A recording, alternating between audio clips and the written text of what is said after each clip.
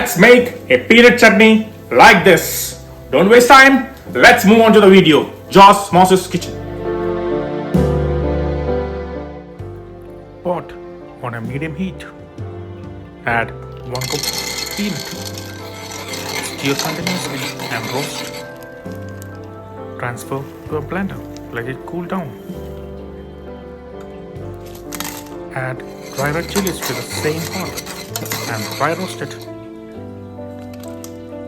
Add to the blender a small lime-sized tamarind, 1 clove garlic, salt. Blender half cup of water into a fine paste. For tempering, 1 tablespoon of oil, 1 teaspoon of mustard, let it crack. Some curry leaves, give a quick stir.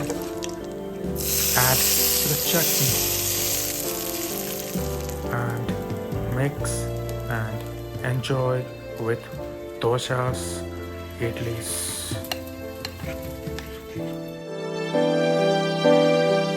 The peanut chutney is ready. Let's taste.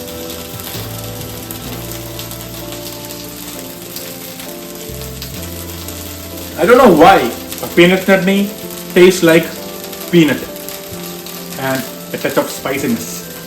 If you like this recipe, please try it.